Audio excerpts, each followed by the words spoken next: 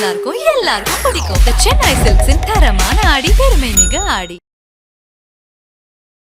விக்கிரவாண்டி இடைத்தேர்தல் முடிவுகள் அப்படிங்கிறது 26க்கான ஒரு முன்னோட்டம் அப்படிங்கிறத நம்ம எடுத்துக்கலாமா? திமுகவை தோக்கடிக்கணும்னு வேறு வழி இல்லை. நம்ம யாராக இருந்தாலுமே கொள்கை வேறுபாடோ எந்த வேறுபாடோ எதாக இருந்தாலும் பரவாயில்ல, திமுகவை தோக்கடிக்கிறது மட்டுமே குறிக்கோளை வச்சுட்டு நம்ம ஒரு சீட் அட்ஜஸ்ட்மெண்ட்டில் ஒர்க் பண்ணணும் அப்படின்ற எண்ணம் ஒரு எதிர்க்கட்சிகள் மத்தியில் இப்போது லேசாக வந்திருக்கு. பாமக தவறுற ஒரு விஷயம் என்னென்னா, அவங்களால வன்னியர்களுக்கு வெளியில் நான் வன்னியர்ஸ் ஓட்டையும் வாங்க முடியல, மைனாரிட்டி ஓட்டையும் வாங்க முடியல, தலித் ஓட்டையும் வாங்க முடியல. அதுதான் முக்கியமான விஷயமா இருக்குது. தமிழ்நாட்டில் இப்போ என்ன பிரச்சனைனா, யார் எதிர்க்கட்சி தலைவராக வர்றது அப்படின்றது தான் பிரச்சனைங்க. பிரச்சனை யார் முதல்வராக வருதுன்றது இல்லை, யார் முக்கியமான எதிர்க்கட்சி தலைவராக வருது, அதில் தான் இங்கே பிரச்சனை ஓடிட்டு இருக்கு.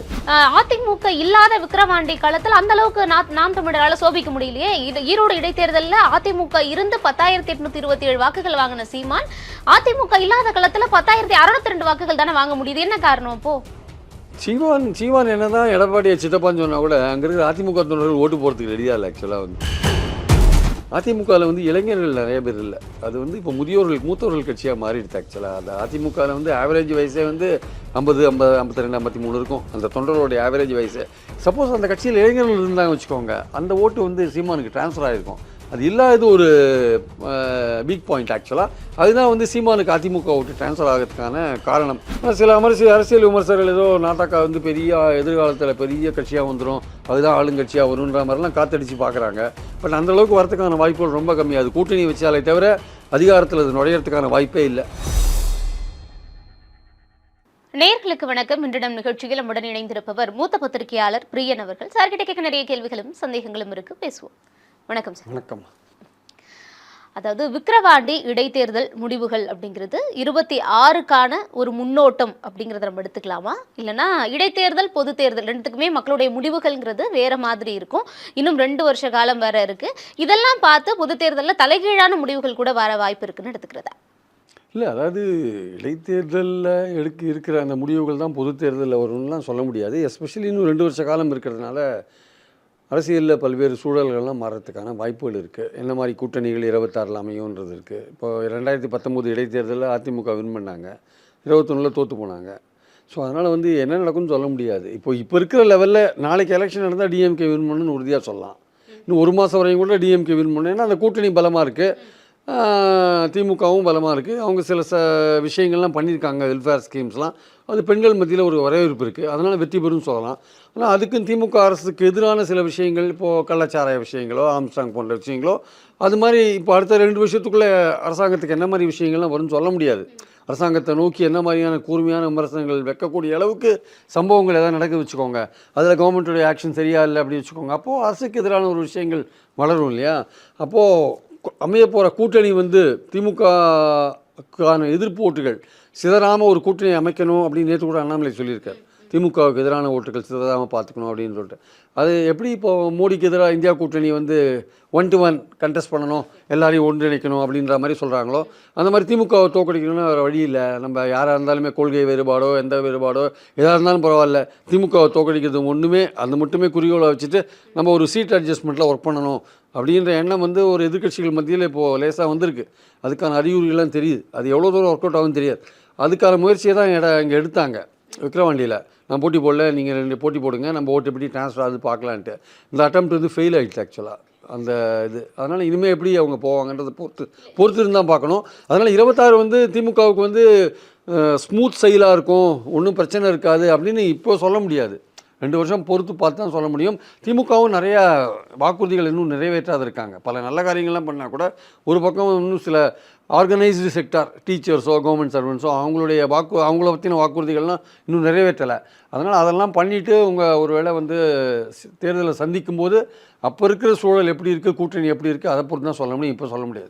ஏன்னா இப்போ கள்ளக்குறிச்சி விவகாரம் பக்கத்திலே நடந்ததுனால எதிரொலிக்கும் அப்படின்னு சொன்னாங்க. ஆம்ஸ்ட்ராங்குடைய படுகொலை நடந்தது. இந்த மாதிரியான விஷயங்கள் அதுவும் தேர்தல் நேரத்தில் அப்படியே நெருக்கத்தில் நடக்கும்போதே அந்த அளவுக்கு எதிரொலிக்கலை. அப்படிங்கும் போது இன்னும் 2 வருஷம் தானே இருக்குது, ஆளும் கட்சியாக இருக்காங்க. ஸோ திட்டங்கள்லாம் நமக்கு இன்னும் 2 வருஷத்தில் வர வேண்டியது நல்லபடியாக சேரணும் அப்படிங்கிற ஒரு மனநிலையில் மக்கள் போட்டுட்டாங்கன்னு எடுத்துப்போமா? அப்போ அதாவது திமுக வெற்றி பெற்றதுக்கு இவங்க எதிர்க்கட்சிகள் சொல்கிற காரணம் என்னென்னா, அவங்க ஏகப்பட்டதுக்கு பணம் கொடுத்தாங்க, பந்தலை போட்டு ஆளுக்கு 200 கொடுத்தாங்க அப்படின்லாம் நிறையா சொல்கிறாங்க. பரிசு பொருள் கொடுத்தாங்க, ஒரு ஆளுக்கு 10,000 ரூபாய் வரையும் கொடுத்தாங்கன்னு சொல்கிறாங்க. அது கொஞ்சம் டூ மச்சாக இருக்குது. பணம் 250 கோடி ரூபாய் செலவு அதான் பண்ணாங்கன்றாங்க. பணம். அது அன்புமணி சொல்கிறது கொஞ்சம் அதிகபட்ச எஸ்டிமேட்டாக பார்க்குறேன். பணம் கொடுத்துருப்பாங்கன்றதை நான் மறுக்கலை, பணம் கொடுத்துருப்பாங்க, இல்லைன்னு சொல்ல வரல. பாமகவும் சில இடங்களில் பணம் கொடுத்ததாக செய்தியெல்லாம் வந்திருக்கு. பட் திமுக வின் பண்ணதுக்கு வெறும் பணம் மட்டும்தான் காரணமானா அது மட்டுமே காரணம் இல்லை. அது எந்த தேர்தலாக இருந்தாலுமே ஏசி சண்முகம் பெரிய பணக்காரர் தான், 2 தேர்தலாக தோத்துட்ருக்காரு. அவர்கிட்ட இல்லாத பணமா, அவர் கொடுக்காத பணமா? இந்த தேர்தலுக்கு முன்னாடியே கவனிக்க ஆரம்பிச்சிட்டார் எல்லாரையும். ஆனால் அவர் தோத்தார் எலெக்ஷனில். இப்போ பாரிவேந்தர் எவ்வளோ பெரிய பணக்காரர், அவர் உதயசூரியனில் வின் பண்ணார். ஆனால் அவர் பெரம்பலூரில் ஒரு பாஜக அணியில் வின் பண்ண முடியாது. அவரும் நிறைய பணம் கோடிக்கணக்கில் செலவழிக்கிறார். இவங்களாம் பணக்காரங்க தான், பணத்தை செலவழிக்கிறது ரெடியாக இருக்காங்க, கொடுக்குறாங்க. ஏன் அவங்களுக்கு ஓட்டு போடல மக்கள்? பணம் கொடுக்கறது மட்டும் ஒரு மேட்டர் கிடையாது. பணம் ஒரு மேட்டர், ஜாதி ஒரு மேட்டர், அந்த கட்சியோட பலம் ஒரு மேட்டர், அந்த கட்சியை வச்சுருக்கிற கூட்டணி ஒரு மேட்ரு, அந்த கேண்டிடேட் ஒரு மேட்ரு, அப்போ இருக்கிற அரசியல் சூழல் ஒரு மேட்ரு. இது மாதிரி பல விஷயங்கள் இருக்குது. இந்த காம்பினேஷன்லாம் வந்து ஒர்க் அவுட் ஆகணும். இடைத்தேர்தலில் கொஞ்சம் பணம் கூடுதலாக கொஞ்சம் ஒர்க் அவுட் ஆகுமே தவிர இதுதான் முழுக்க அப்படின்னா பணம் கொடுத்து வாங்கிட்டு வேறு கட்சிக்கு ஓட்டு போகிற எவ்வளோ பேர் இருக்கான்? இப்போ 57,000 பேர் ஓட்டு போட்டிருக்கான்.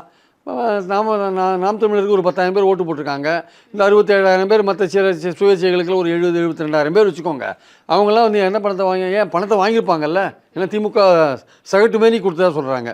வாங்கிட்டு ஓட்டு போட்டிருக்காங்கல்ல. யாருக்கு ஓட்டு போட்டாங்க? யாருக்கு ஓட்டு போடணும்னு நினைக்கிறாங்களோ அவங்கள தான் ஓட்டு போட்டாங்க. அதனால் பணம் மட்டுமே வந்து தீர்மானிக்கும்னு சொல்ல முடியாது. பணமும் தீர்மானிக்கும், பணம் மட்டுமே தீர்மானிக்காது. அரசாங்கத்தோட சாதனைகளும் தீர்மானிக்கும். இந்த கவர்மெண்ட் வந்து விமன் வெல்ஃபேரில் நல்லா பண்ணியிருக்காங்க, அதுவும் கொஞ்சம் ஒர்க் பண்ணியிருக்கோம். நானே வந்து விக்கிரவாண்டியில் சில கிராமங்களில் கேட்டபோது பெண்கள் என்ன சொல்கிறாங்க, வந்து எங்களுக்கு 1000 ரூபாய் கிடைக்குது, எங்கள் குழந்தைங்களுக்கு வந்து பிரேக்ஃபாஸ்ட் போடுறாங்க. இந்த விஷயம்லாம் லோயர் லெவலில் எடுபடுது ஆக்சுவலாக. அதனால் வந்து அந்த மாதிரி பெண்கள் ஓட்டும் அதிகமாக அவங்க வாங்கியிருக்கலாம். பெண்கள் ஓட்டு தான் அதிகமாக பதிவாச்சாங்க ஆக்சுவலாக. ஸோ அதனால் பாயிண்ட் என்னென்னா வந்து பணம் கொடுத்துருக்காங்க திமுக, இல்லைன்னு சொல்லலை. என்னுடைய ஒப்பீனியன் என்னென்னா, திமுக இந்த அளவுக்கு கஷ்டப்பட்டுருக்க வேண்டிய அவசியமே கிடையாது. நார்மலாக ஒரு பிரச்சாரத்தை கடைபிடித்திருந்தால் கூட அவங்க 10,000 ஓட்டில் வின் பண்ணியிருப்பாங்கன்றது என்னுடைய கருத்து ஆக்சுவலாக. இல்லை, இப்போ 1 இயர் வாக்குகள் மட்டும் தான் பாமகவுக்கு கை கொடுத்துன்னு எடுத்துக்கலாம். ஆனால் 57 அந்த வாக்குச்சாவடி முகாம்களில் வன்னியர்கள் யார் பெரும்பான்மையாக இருக்காங்களோ அந்த இடத்துல பாமக தான் லீடிங்கில் இருக்குங்கிறாங்க. ஒரு 20க்கும் மேற்பட்ட பூத்தில் வந்து நெக் டு நெக் காம்படிஷன் நெருக்கமானதாக இருந்திருக்கு அப்படின்னு சொல்கிறாங்க. அப்போது வன்னியர்களே வந்து பாமகவுக்கு வந்து பிடிக்கிறது இல்லை, இப்போ செய்கிற நடவடிக்கைகள் பிடிக்கல அப்படிங்கிற விமர்சனங்கள் வைக்கப்பட்டாலுமே மற்ற கட்சிகளை சேர்ந்தவங்களுமே வன்னியர் வேட்பாளர்களை நிறுத்தினாலுமே இப்போ வரைக்கும் வன்னியர்களுடைய வாக்குகள்ங்கிறது பாமக கிட்ட அப்படியே சாலிடாக இருக்குது. அவங்களுடைய வாக்குகள் மட்டும்தான் பாமக கை கொடுத்ததுன்னு எடுத்துக்கலாமா? வன்னியர்கள் வாக்குகள் கை கொடுத்துருக்கு. இப்போ உதாரணமாக பனையபுரம் எடுத்துக்கோங்களேன். பனையபுரம், கோலியனூர் எடுத்துக்கோங்க. பாப்பாப்பட்டுன்னு ஒரு ஊர் இருக்குது. இங்கெல்லாம் வந்து இடஒதுக்கீடு போராட்டத்தில் இறந்த இடம் எங்களை ஆக்சுவலாக. துப்பாக்கி சூட்டில் வன்னியர்கள் இறந்தாங்க. அந்த இடத்துல பாமக ஓட்டு வாங்கலை ஆக்சுவலாக இந்த வாட்டி. ஆனால் வந்து வன்னியர்கள் ஓட்டு போட்டிருக்காங்க. 80,000 வன்னியர் ஓட்டுகள், அந்த 2,40,000 ஓட்டுகளில் 80,000 வன்னியர் ஓட்டுகள் இருக்குது. குறைந்தபட்சம் 40,000 50% வன்னியர் ஓட்டு அவங்க வாங்கியிருக்காங்க. அது மறுக்க முடியாது. பட் மீதி அவங்க வாங்கின ஓட்டெல்லாம் வந்து ஏடிஎம்கே ஓட்டு தான் வாங்கியிருக்காங்க பெரும்பாலும். பாஜகவுக்கு அங்கே ஒன்றும் பெரிய செல்வாக்கு இல்லை, என்டிஏ கூட்டணி கட்சிகளுக்கும் அங்கே ஒன்றும் பெரிய செல்வாக்கு கிடையாது. ஸோ ஏடிஎம்கே ஓட்டு ப்ளஸ் பாமகவுடைய அந்த ஜாதி ஓட்டுகள் இருக்குல்ல, அவங்க பாமக தவறுற ஒரு விஷயம் என்னென்னா, அவங்களால வந்து வன்னியர்களுக்கு வெளியில் நான் வன்னியர்ஸ் ஓட்டையும் வாங்க முடியல, மைனாரிட்டி ஓட்டையும் வாங்க முடியல, தலித் ஓட்டையும் வாங்க முடியல. அதுதான் முக்கியமான விஷயமா இருக்குது. பட் வன்னியர் ஓட்டை வந்து 50% வரையும் வாங்கிட்டாங்க அவங்க, அதில் சந்தேகமே கிடையாது. ஆனால் பாமக இப்பவும் உறுதியாக சொல்கிறாங்க, பிற சமுதாய வாக்குகள் எங்களுக்கு வந்திருக்குதான், வரலங்கிறத நீங்கள் எப்படி சொல்லிட முடியும்? வன்னியர்கள் பெரும்பான்மையாக இல்லாத பகுதிகள் தவிர மற்ற பகுதிகளிலுமே எங்களுக்கு வாக்கு வந்திருக்கே அப்படின்னு சொல்கிறாங்க. வாக்கு வந்திருக்குங்க, பட் பெருமளவு யாரும் போட்டுக்க மாட்டாங்க. இப்போ ஒரு வாக்கில் வந்து 1900, ஒரு பூத்தில் 1900 ஓட்டு இருக்கு வச்சுக்கோங்க, 100 பேர் போட்டிருப்பாங்க. இப்போது முதலியாரோ செட்டியாரோ இல்லை வந்து வேறு கம்யூனிட்டி ஜாதி இந்துக்கள், இடைநிலை ஜாதிகள் இருக்காங்கல்ல, அவங்க இருக்கிற இடத்துல வந்து போட்டிருக்க மாட்டாங்க. இதுவே ஏடிஎம்கே இருந்தால் அந்த குரூப்லேருந்து நிறைய ஓட்டு வந்திருக்கும். வன்னியர்களாக இருக்கவே அது அந்த குரூப்லேருந்து ஓட்டு வரல. தலித்லேருந்து ஓட்டே வரல ஆக்சுவலாக. தலித்லேருந்து 1% ஓட்டு வாங்கியிருந்தாலே அதுவே பெரிய விஷயம். அதே மாதிரி வந்து ஜாதி இந்துக்கள் அல்லது இடைநிலை ஜாதிகள் அவங்கக்கிட்டேருந்து வந்த ஓட்டுகளும் பாமகவுக்கு ரொம்ப குறைவாக இருக்கும். அவங்களுக்கு அந்த அதிமுக ஓட்டு வந்திருக்கு பார்த்தீங்களா, அது பெரும்பாலும் அதிமுக வன்னியர் ஓட்டுக்களாக இருக்கும். அதிமுக வன்னியர் ஓட்டுகள் இவங்களுக்கு டைவெர்ட் ஆகிருக்கு. யாருக்கு? பாமகவுக்கு டைவெர்ட் ஆகிருக்கு. பாமகவுக்கும் அதிமுகவுக்கும் பொது தேர்தலையே வந்து ஒரு நெருக்கம் வந்துடுது ஆக்சுவலாக. இந்த 10.5 கொடுத்தார் எடப்பாடின்றதுனால பாமக தொண்டர்கள் பெரும்பாலும் அப்போவே அதிமுகவுக்கு தான் ஓட்டு போட்டாங்க. ஸோ இந்த எலெக்ஷன்லேயும் பாமகவுக்கு நம்ம ஓட்டு போட்டுடலாம் அப்படின்ற இதில் அதிமுக தொண்டர்கள் பெரும்பான்மையாக இருந்தாங்க. ஒரு 16% அதிமுக ஓட்டு வந்து இவங்களுக்கு டைவர்ட் ஆயிருக்கு. யாருக்கு? பாமகவுக்கு டைவர்ட் நான் ஆயிருக்கு. என்ன கேட்கிறேன், அதிமுகவுடைய வாக்குகள் வந்து பாமகவுக்கு தான் போகும். ஏன்னா அதிமுக ரெட்டலைக்கே குத்துனவங்களோட கையை உதயசூரியனுக்கு போகவே போகாது அப்படின்லாம் சொன்னாங்க. ஆனா நம்ம இப்போ ஓட் டிஃபரன்ஸையும் விழுந்த வாக்குகள் பிரிஞ்சிருக்கதையும் பார்த்தா திமுகவுக்கு ஒரு பெரும்பான்மையான வாக்குகள் அதிமுகவோடது போயிருக்கு. அப்போ அதை நம்ம எப்படி புரிஞ்சுக்கிறது? பாமகவுக்கு போடணும்னு நினைச்ச அதிமுக காரர்கள் கூட பாஜக கூட்டணியில இருக்கிற அதிருப்தினால போடல அப்படிங்கறத எடுத்துக்கலாமா? இல்ல ஆளுங்கட்சிங்கிறதுனால உதயசூரியனுக்கு போயிட்டாங்க அப்படிங்கிறது? இல்லை ஆளுங்கட்சியினால போயிருப்பாங்க. சில கவனிப்புகள்லாம் லோயர் லெவலில், கீழ் லெவலில் அதிமுக நிர்வாகிகள் இருக்காங்க இல்லையா, அவங்களெல்லாம் வந்து இந்த ஆளுங்கட்சி எந்த விதத்தில் கவனிக்கணுமோ அந்த விதத்தில் கவனிச்சிருப்பாங்க. அதனால் அந்தந்த கிராமங்களில் இருக்கிற அதிமுக சப்போர்ட்டர்ஸ் வந்து பெரும்பாலும் திமுகவுக்கு போட்டிருப்பாங்க. அதிமுக வன்னியர்கள்லேயே வந்து ஒரு பகுதி திமுகவுக்கும், ஆனால் திமுகவும் வன்னியர் தானே கேண்டிடேட்டு, அந்தையும் ஒரு வாக்கு போட்டுக்கிறதுக்கான வாய்ப்புகள் இருக்குது. திமுகவுடைய பெரிய அட்வான்டேஜ் என்னென்னா, வன்னியர் அல்லாத இடைநிலை ஜாதிகள் ஓட்டு ஃபுல்லாக வாங்கிடுவாங்க. போன வாட்டி அந்த பார்லிமெண்ட் தேர்தலில் பானைச்சின்னம் நின்றதுனால தான் ஓட்டு வேலை. அதுக்கு முன்னாடி 21 பார்த்தீங்கன்னா 49% வாங்கியிருப்பாங்க. பானைச்சின்னம் பார்லிமெண்ட் எலெக்ஷனில் அந்த பானைச்சின்னம் விக்கிரவாண்டியில் வந்து 39 தான் வாங்கினாங்க, 10% கம்மியாக வாங்கினாங்க. அது கிட்டத்தட்ட இப்போ என்னென்னு பார்த்தீங்கன்னா, அந்த இடைநிலை ஜாதிகள் பானைச்சின்னத்துக்கு போட்டுக்க மாட்டாங்க, உதயசூரியன் தான் போடுவாங்க. இந்த வாட்டி உதயசூரியன்னா கண்டிப்பாக அவங்களாம் போட்டிருப்பாங்க, மைனாரிட்டி போட்டிருப்பாங்க. தலித்துடைய பெரும்பான்மை 90% வாக்குகள், கிட்டத்தட்ட 35,000 40,000 பேருக்கு மேலே இருப்பாங்கன்னு நினைக்கிறேன். எல்லாம் பெரும்பாலான வாக்குகள் இவங்களுக்கு தான் வந்திருக்கு. யாருக்கு? திமுகவுக்கு தான் வந்திருக்கு. திமுகவுடைய ஓட் பேங்க் வந்து கொஞ்சம் பெரிய சைஸாக இருக்குது ஆக்சுவலாக. வந்து அது வந்து இட் கன்சிஸ்ட் ஆஃப் வன்னியர், அவங்களுக்கான வன்னியர், திமுக வன்னியர், அதிமுக வன்னியர் கொஞ்சம், வன்னியர் அல்லாத பிரஜாதிகள், அப்புறம் பட்டியலினத்தவர், மைனாரிட்டிஸ். இதில் வந்து விமனுக்கு நல்ல பல விஷயங்கள் பண்ணதால எல்லா செக்மெண்ட்டில் இருக்கிற விமனும் வந்து திமுகவுக்கு போடுறாங்க. இதனால் பல அட்வான்டேஜ் அவங்களுக்கு இருக்குது. அதனால தான் இவ்வளோ ஓட்டு அவங்க வாங்கினாங்க. அதிகபட்சமாக திமுக எதிர்பார்த்ததே 1,10,000 தான். இது 1,24,000 வரையும் போயிட்டாங்க. அதிமுக தான் கை கொடுத்துருக்கு. அதிமுக தான் கை கொடுத்துருக்கு. அது எந்த அளவுக்கு எக்ஸாக்டாக அந்த பின் பாயிண்ட் பண்ணுற அளவுக்குன்னா, அது பூத் வைஸாக எடுத்தால் நம்ம வந்து சொல்லிடலாம். பட் ஆனால் வந்து எக்ஸாக்டாக வந்து இவ்வளோ % தான் போயிருக்கு. சாலிடான அதிமுக ஓட்டுன்றது 35,000 தாங்க, சாலிடாக. அது அந்த 35,000 ஓட்டு ரெட்டலைக்கு போட்ட கை வந்து உதயசூரியனுக்கு போடாது அப்படின்னு சொல்கிற விஷயம் 35,000 பேர் இருக்காங்க. அதிமுகவே நிற்கும் பொழுது ஒரு 62,000 ஓட்டு 70,000 ஓட்டு வாங்குறதுக்கான வாய்ப்புகள் இருக்குது. அது இந்த மாதிரியான இடைநிலை ஜாதிகள் போன்ற விஷயங்கள், பட்டியலினத்தவர் கூட கொஞ்சம் போடுவாங்க.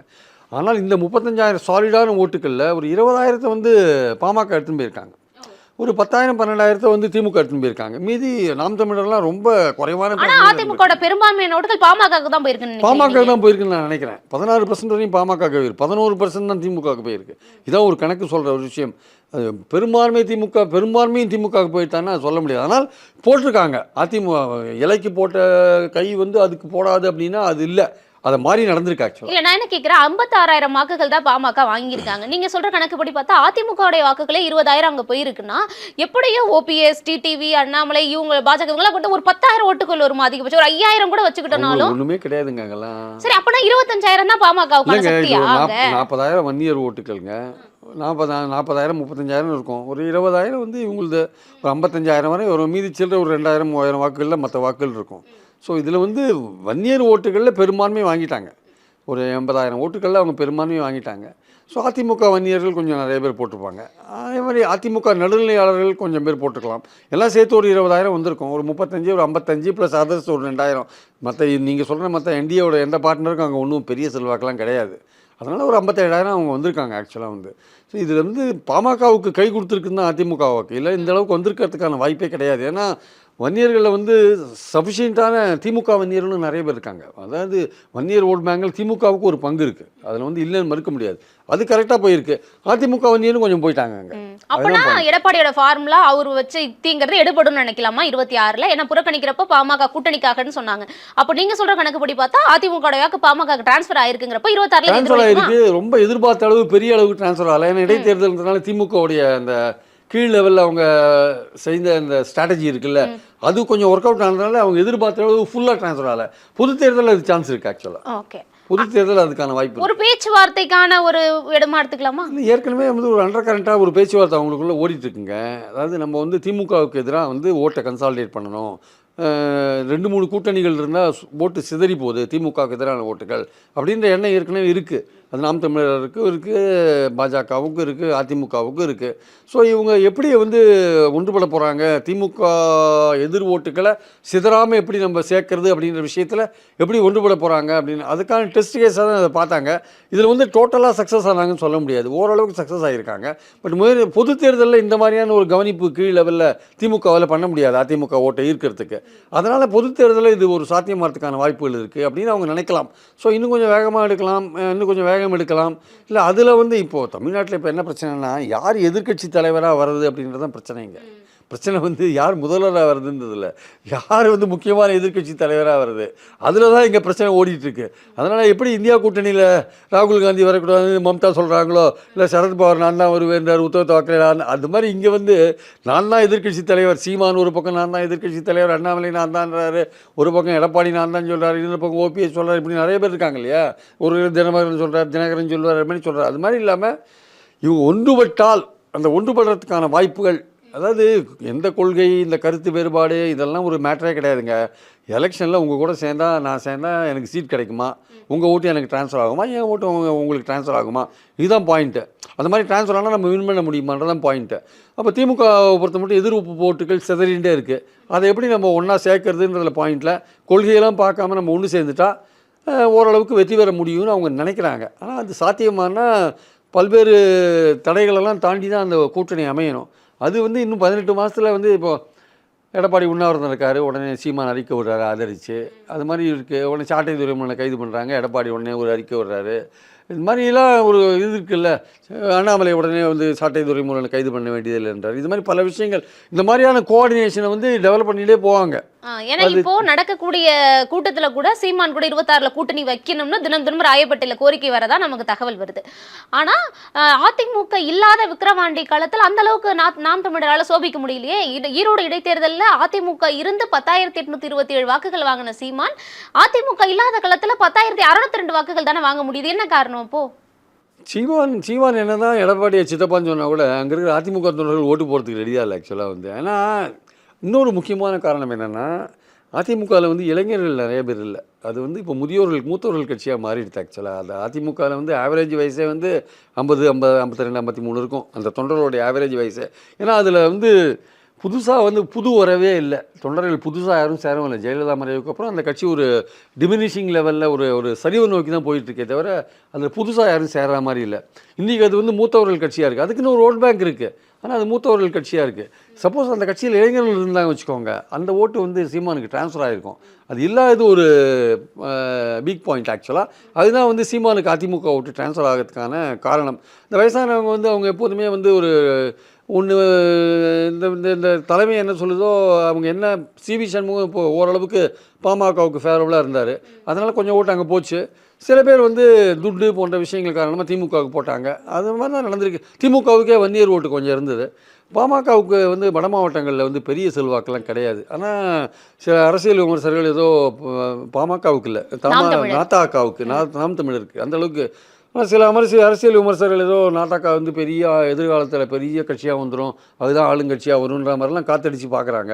பட் அந்தளவுக்கு வரதுக்கான வாய்ப்புகள் ரொம்ப கம்மியாது. கூட்டணி வச்சாலே தவிர அதிகாரத்தில் அது நுழையிறதுக்கான வாய்ப்பே இல்லை. இப்போ 2024 இந்த விக்கிரவாண்டியில் நடந்த இடைத்தேர்தல் 26க்கு என்ன படிப்பினைகளை கற்றுக் கொடுக்குது? அது ஆளும் கட்சியாக இருக்கட்டும் எதிர்கட்சியாக இருக்கட்டும், ரெண்டு பேருக்கும். குறிப்பாக எதிர்கட்சிகள் என்ன பண்ணணும் 26க்கு? எதிர்கட்சிகள் வந்து திமுகவுடைய எதிர்ப்பு ஓட்டுகளை ஒன்று சேர்க்கறதுக்கான ட்ரை பண்ணணும். அதுக்கான ஒரு ஃப்ரண்ட்டு, ஒரு கூட்டணி அமைக்கிறதுக்கான முயற்சியாக இருக்கணும். அது சாத்தியமில்லைன்னா வந்து திமுகவுக்கான வாய்ப்புகள் கொஞ்சம் அதிகமாகும். திமுக வந்து ஏற்கனவே ஸ்ட்ராங்காக இருக்குது, அது வந்து கூட்டணி கட்சிகளும் ஸ்ட்ராங்காக அது கூட இருக்குது. இன்னும் வரப்போகிற காலகட்டத்தில் இன்னும் இந்த உரிமை தொகை கொடுக்குறதெல்லாம் அதிகமாக்குவாங்க, இன்னும் பல வெல்ஃபேர் ஸ்கீம்ஸ்லாம் பண்ணுவாங்க, கவர்மெண்ட் சர்வன்ஸ் இன்னும் கொஞ்சம் திருப்திப்படுத்துகிற அளவுக்கு வாக்குறுதிகளை நிறைவேற்றுவாங்க. டெல்லியில் as long as Modi government இருக்கிறவரையும் இந்த திமுக கூட்டணி இங்கே ஒன்றும் பண்ண முடியாது, இது கண்டினியூ ஆகும். அங்கே ஏதாவது மோடி கவர்மெண்ட்க்கு வந்து இந்தியா கூட்டணியை வந்து வச்சுக்கோங்க, அப்போ தான் திமுகவுக்கு பிரச்சனை வரும். அது வரையும் ஒரு பிரச்சனையும் கிடையாது. ஸோ மோடி கவர்மெண்ட் கண்டினியூ ஆகிற வரையும் திமுகவுக்கு இன்னும் ஸ்ட்ராங்கான அந்த கூட்டணி ஸ்ட்ராங்காக அப்படியே உறுதியாக இருக்கும், அதில் எந்த விதமான மாற்றமும் இருக்காது.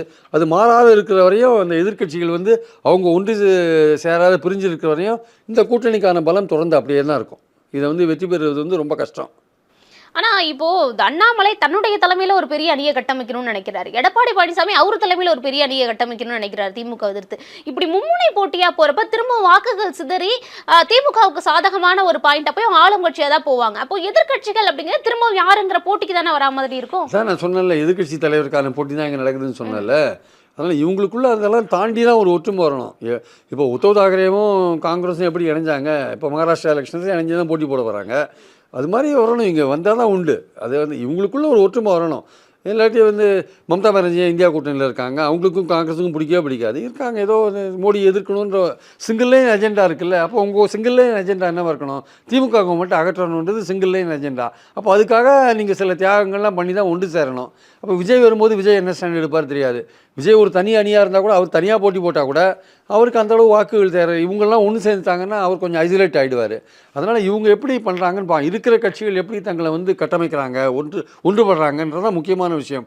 அது வந்து ஒரு சிங்கிள் பாயிண்ட், மோடி வேண்டான்ற ஒரு ஒரு அஜெண்டாவில் வந்து திமுக கூட்டணி கட்சிகள் கரெக்டாக தெளிவாக இருக்கும்போது திமுக வரக்கூடாதுன்ற விஷயங்களில் நீங்கள் ஏன் ஒன்றுபட்டு இருக்கக்கூடாது? அப்போது நீங்கள் ஒன்றுபடணும்னா நீங்கள் சப்போஸ் பலவிதமான தியாகங்கள் தான் பண்ணணும். சரிங்க, இடஒதுக்கீடுல பிரச்சனை வரும், கொள்கையில் பிரச்சனை வரும், பல கருத்து வேறுபாடுகள்லாம் வரும். இதெல்லாம் தாண்டி தான் நீங்கள் ஒன்றுபடணும். அது படலை நான் தான் இல்லை, என் தலைமையில் தான் கூட்டணி, உன் தலைமையில் தான் கூட்டணி, அவர் தலைமையில் தான் கூட்டணி அப்படின்னா, இல்லை சீமான் தான் முதல்வர் மற்றவங்களாம் ஆதரிக்கணும், இல்லை எடப்பாடி தான் முதல்வர் மற்றவங்களாம் ஆதரிக்கணும், இந்த மாதிரி விஷயங்கள்லாம் போயிருந்ததுன்னா நீங்கள் 3 அணியாக 4 அணியாக நின்றுந்தீங்கன்னா திமுக ஸ்ட்ராங்காக இருக்கும், அதுதான் வின் பண்ணும்.